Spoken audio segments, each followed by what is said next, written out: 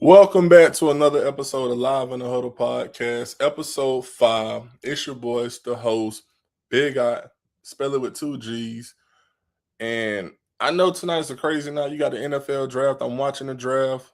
I got my live updates with NBA playoff basketball going on right now. But hey, I got something to say. I told y'all I was going to be more consistent. I told y'all I'm giving y'all videos every week. Hey, let's go ahead and get into it, though. I ain't going to be on too long tonight because there's a whole lot going on. You feel me? But like I said, welcome to Live in the Huddle podcast. It's your boy, the host, Big I, spell it with 2 G's. This is episode 5. We got a lot going on. First thing that we got going on, we got a special guest that will be spinning the block again May 26th.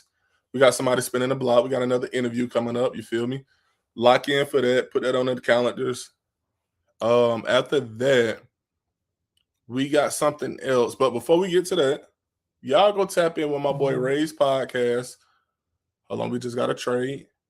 Cowboys get the 11th pick from the Dolphins. But I'm gonna be giving y'all live updates on the draft, live updates with NBA playoff basketball. So y'all can tune in for me. I got it all. Go tap in with my guy Ray's podcast. You feel me? Go to YouTube, like the videos, share the videos, comment on the videos. He interacts with everybody. Once you do that, go over to his Instagram page, Ray's Podcast, where he's giving out free picks, free plays, free money. You feel what I'm saying? Go tap in with my boy Ray's Podcast, and like as he loves to say, it's baseball season, best time of the year when you want to gamble. Copy. Now, another announcement. Did they get their pick in? Hold on. They got the tackle. Cowboys haven't selected anybody yet. Anywho's, I got some real big news. Me, Ray, the guys, you feel me? Troy, we are planning another trip this year, this fall, this winter, to go to another sporting event. Hopefully this time we can do an actual live stream from the game instead of just giving y'all something that was recorded and we put it together. We're still actively trying to stream at the game and actually trying to interact with the fans at the game. You feel what I'm saying? So be on the lookout for that. But then again, we value y'all feedback. So we might just put up a little poll and let y'all tell us where y'all want to see us at. We might just end up doing that. You feel me? But let's go ahead. Let's jump into it. We ain't going to be on too long tonight. But please know, I do have something to say. With that being said, the NBA playoffs are here, and they are not disappointing at all, right? We're seeing matchups being exposed. We're seeing coaches play chess and not checkers, and some of these coaches are playing checkers instead of playing chess. And you're seeing players say, hey, give me the ball, get out the way, and let me do my thing, right? This is where you see the wisdom and the knowledge of seasoned coaches in the season players. It just comes out to shine. Playoffs are all about creating matchups, getting advantages, and putting your opponent at a disadvantage, and basically just manipulating the other team, manipulating the other coach, and praying that they don't come out and make adjustments. That's all the NBA playoffs is. You feel me? So we're going to go ahead and jump into it. We can't say NBA playoff. We can't say NBA playoffs without saying this man right here. We got to talk about it because it's the business. Now, y'all talk so much junk about LeBron James. Oh, he's too old. He needs to go ahead and retire. He's 41 years old. Why is he still playing? He's the third option on the LA Lakers. Well, this third option has the LA Lakers 2-0 last time I checked. This third option just came off a game too high of 28 points in the playoffs, and he led both teams in scoring. You feel me? Not only did he lead the Lakers in scoring, but he also led the Rockets, right? The leading scorer of the night. Now, the first game, a lot of people are going to say, oh, KD wasn't on the floor. That is true, but LeBron only put up 19 points. But he also put up 13 assists. Luke Kennard went crazy. I want to say he hit like 5 threes. Just crazy. He came in, he did his job. Make the shots. When I pass you the ball, make the shots. And he did his job. You feel what I'm saying? So we can't be mad at that. Then you come out game 2. KD's back. Oh, KD's supposed to be doing this. KD's supposed to be doing that. Right? KD was hot in the first half. Don't get it twisted. KD was very hot in the first half. It's just the second half. This is what we talk about playoff basketball. Adjustments were made by the Lakers. Adjustments were not made by the Houston Rockets. And we seen that. Blitz KD, send a double at him, force him to make bad shots, get the ball out his hand. We will live with anybody else beating us besides Sengun and KD. And what did the Lakers do? They did exactly that. They stuck to the game plan, and they made sure that it wasn't KD nor Sengun that was going to beat them. Sounds perfect to me. Now, the Lakers are 2-0. They head into Houston, right? Me personally, I do believe that the Houston Rockets will get a game, right? I do believe that they will get a game, but I think that's the only thing that they're going to be able to get is one game. You see me looking over here, I'm just checking my phone for the draft picks and the scores. I do think the Houston Rockets do get a game in, but other than that, I think that's about it. I think it's going to be a gentleman's sweep. If you don't know what a gentleman's sweep is, 4-1. Like Shay love to say, Lakers in 5. I truly believe Lakers in 5, right? The Cowboys still haven't picked yet, like, and who's at the front? Jerry Jones. Hold on, pick is in.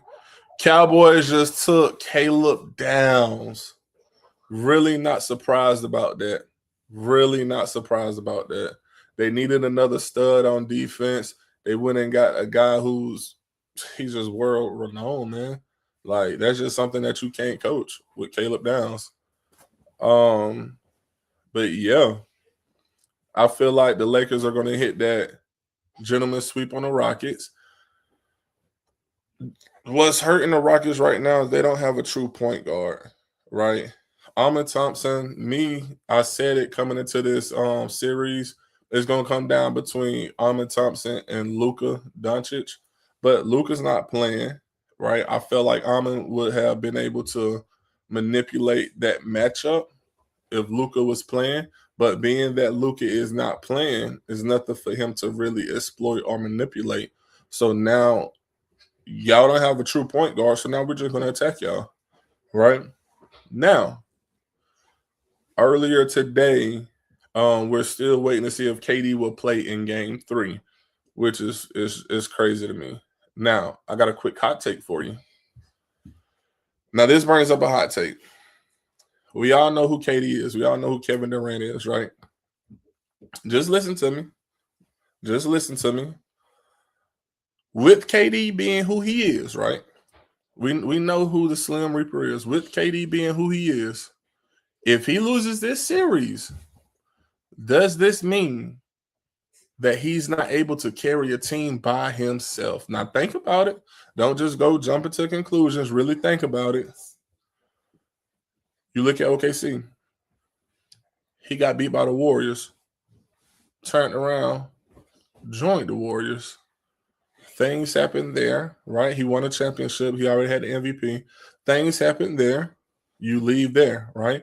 And I might not get these teams in order.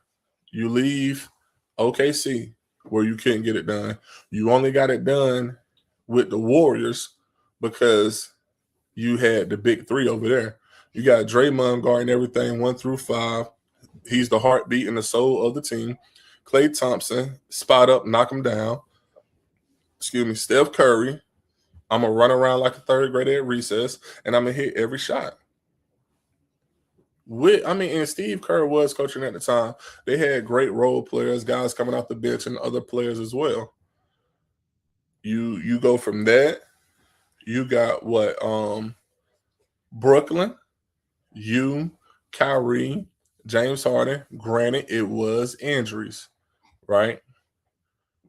It was injuries, so I give you that. We seen you down there in Phoenix.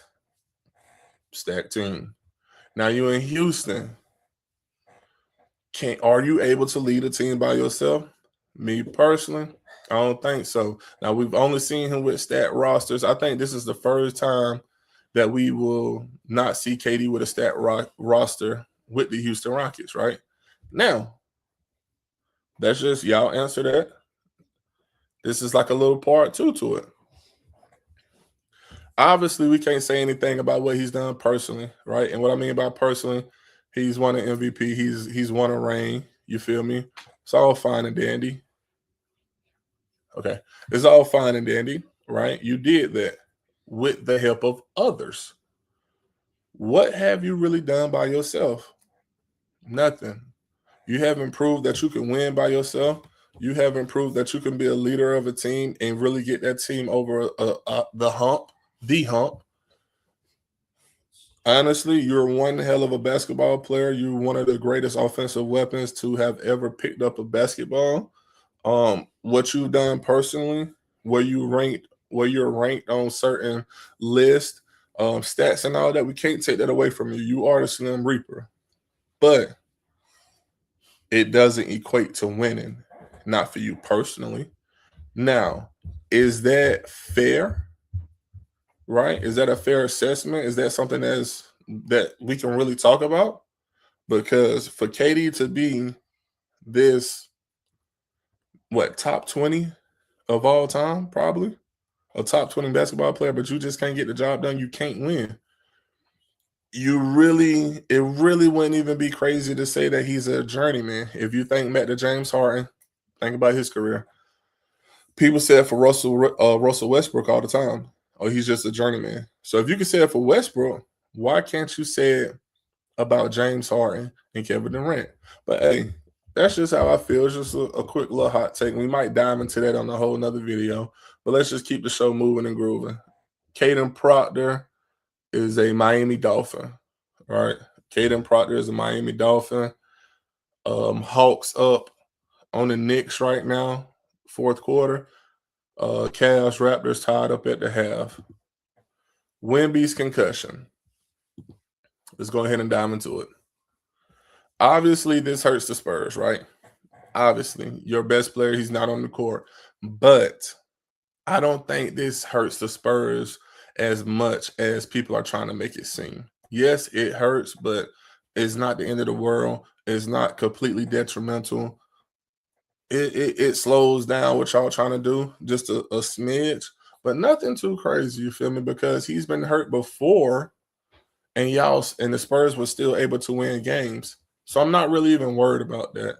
The only thing that I'm worried about is how fast is he going to be able to come back and play? And then what are the effects of it? If you never had a concussion, if you never had a concussion, boy, thank God that you never had a concussion. Now, looking at the way that he fell, because he decided not to catch himself or break his fall, he went straight nose and mouth to the hardwood. You feel what I'm saying? I think bare minimum, he can be back for game 4. Worst case scenario, the Spurs will have to win this series on their own, and he would just be back for the next series, right? Which, hey, I think the Spurs can handle business. I ain't too much worried about that. Now, to me, and for me, this right here, that's the best matchup. That's the best game in the playoffs right now. Timberwolves versus the Nuggets. Jokic versus Ant-Man. And neither one are backing down, right? This is like watching Apollo Creed and Rocky Balboa fight. This is like watching John Cena versus Randy Orton. This is like waffles versus pancakes. It's phenomenal. When we talk about playoff basketball, this is what we're talking about.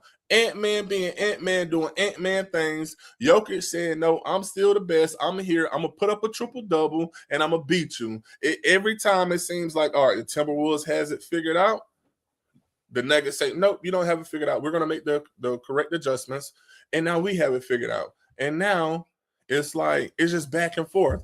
It's like a nice little tennis match. And me personally, I love it. The people I talk to, they love it. This is real playoff basketball, right? This is, you create the matchups, you find the weaknesses, you exploit it. To me, my opinion, Timberwolves versus Nuggets, it's the best series in the playoffs so far. So far. Moving right along.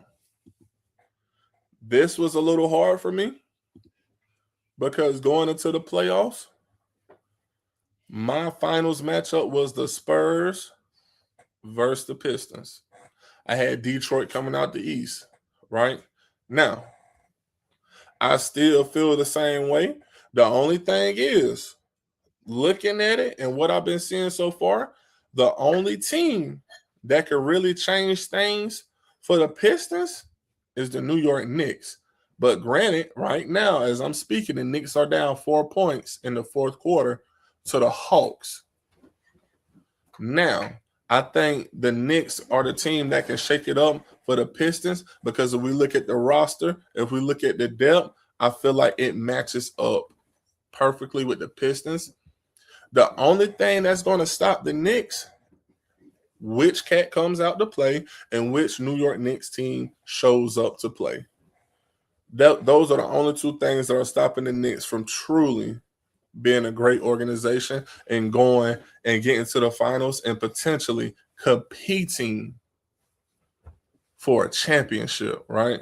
Now, as of recently, the Cavs can very well be a problem, right? Because they can really match anything that you put on the floor, and it really doesn't put them at a disadvantage. Now, I think in the future, if the Magic can stay together, they will be able to run the East. I think if P5 is able to really put it together mentally, and if he can sit down with an old head who has done it, it can be so simple for him. The game will become so simple for him. He will be even more dominant. It'll be crazy. But as of right now, he just doesn't, mentally, he doesn't have it yet. He doesn't have that edge yet. But I do think it's coming. I do think when it gets here for P5, for Banchero, and if that Magic team can stay together and just continue to improve each year, it's going to be a scary sight.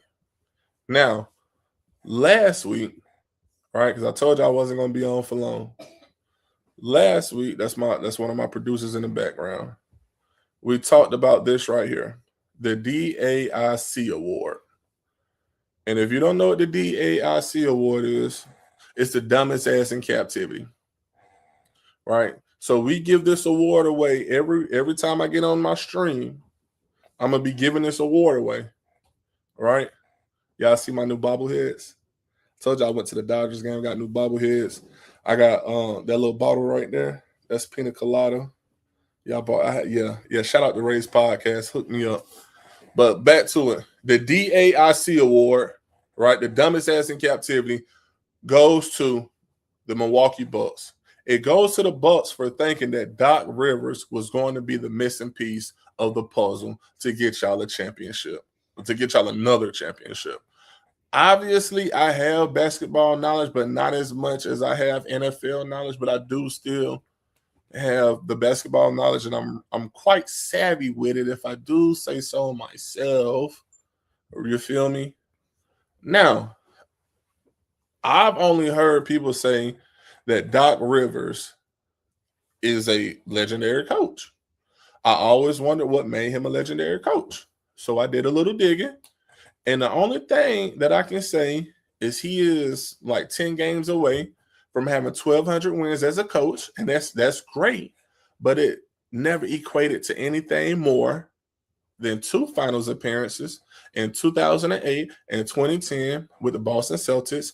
It never equated to nothing more than winning a championship in 2008 with the Boston Celtics. It never equated to anything more than being coach of the year, and I believe the year of 2000, right? So if we look at anything from past 2010 all the way to now to 2026, what has he done in the past 16 years to make people think that he is truly a legendary coach? Yes, you have a shit ton of wins.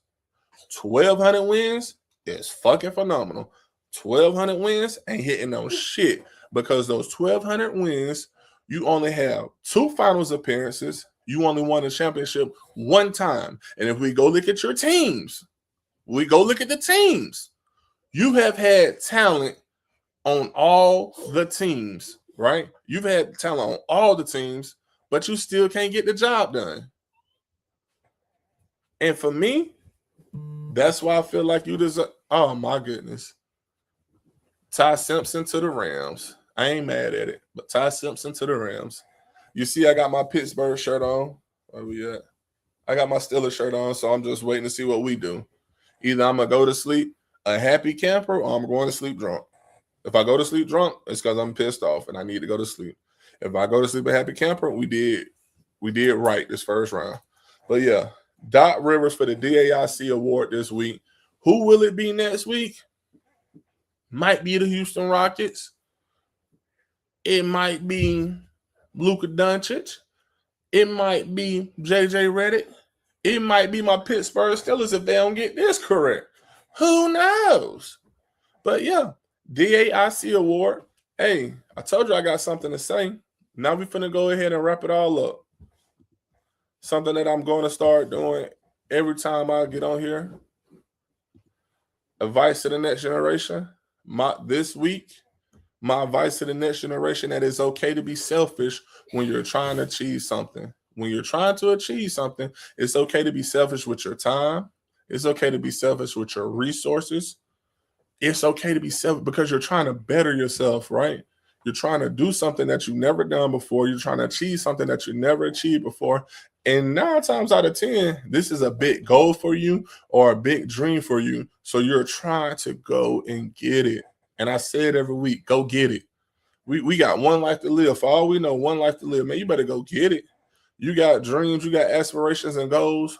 Go get it, okay? Now, you're going to have people around you, they might not understand why you being so selfish.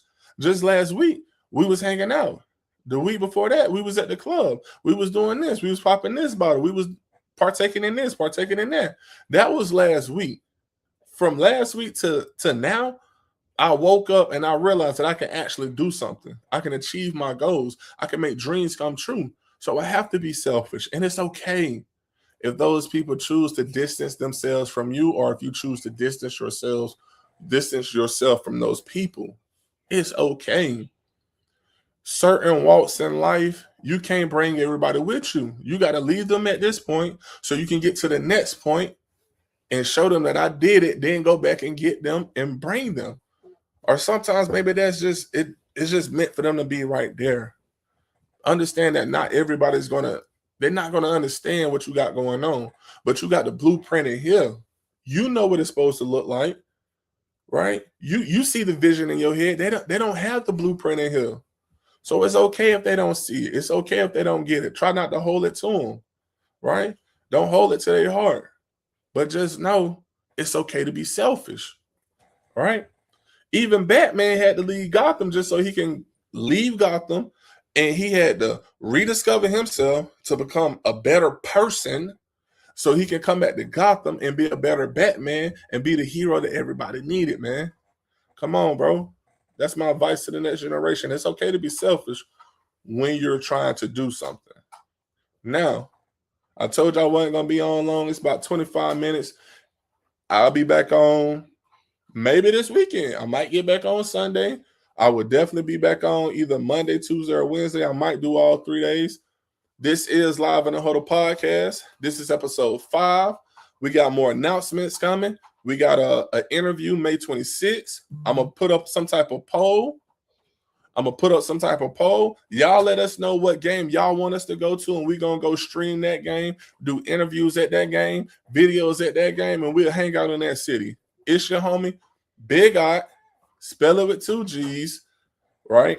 This is Live in the Huddle podcast, and hey, it's the business, and hey, I got something to say. Peace.